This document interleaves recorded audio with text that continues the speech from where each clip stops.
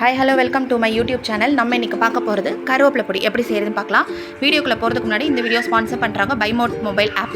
இது மொபைல் ஆப்பில் நம்ம நேமு ஓடிபியோட ஃபோட்டோ ஓப்பன் பண்ணி நம்ம இதை வேணுங்கிற ப்ராடக்ட் நம்ம பர்ச்சேஸ் பண்ணிக்கலாம். நமக்கு வீட்டுக்கு தேவையானது எல்லாமே இருக்குங்க. நீங்கள் ஓப்பன் பண்ணி ட்ரை பண்ணி பாருங்கள், வாங்கி பாருங்கள்.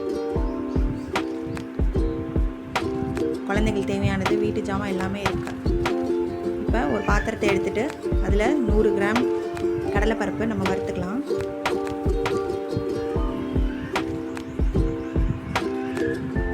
வெறும் பாத்திரத்தில் தான் நான் வறுக்கிறேன். அதுக்கப்புறமா 50 கிராம் உளுத்தம்பருப்பு, அதையும் நல்ல பொன்னிறமாக வறுத்துக்கலாம்.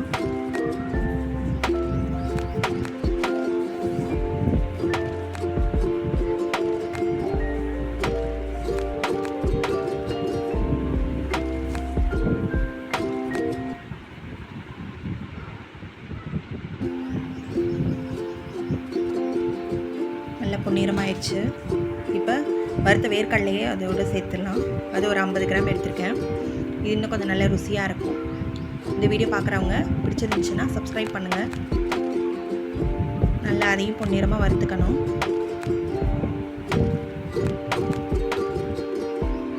நான் மீடியம் ஃப்ளேமில் வச்சு தான் வறுத்துட்ருக்கேன். இப்போ ஒரு கைப்பிடி பூண்டு,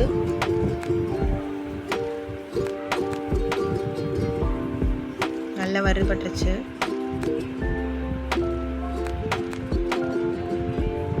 கொஞ்சமாக சீரகம், அது கூட கொத்தமல்லி கொஞ்சோண்டு,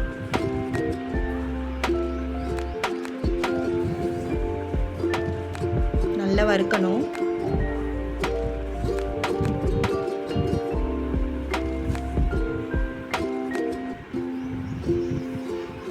நல்லா வறுத்தாச்சு. அதை கொஞ்சம் ஒரு பாத்திரத்தில் மாற்றி நம்ம ஆற வச்சிடலாம்.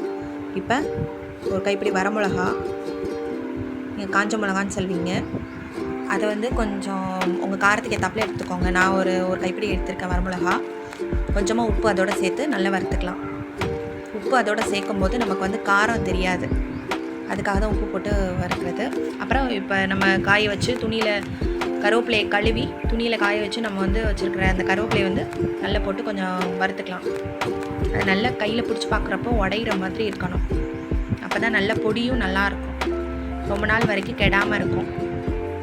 இந்த மாதிரி வறுக்கும்போது இலையில இருக்கிற 1-2 ஈரத்தன்மையும் போயிடும்.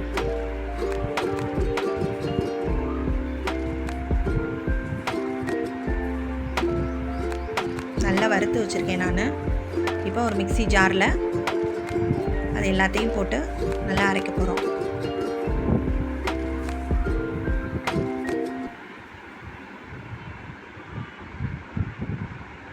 எல்லாத்தையும் போட்டேன்.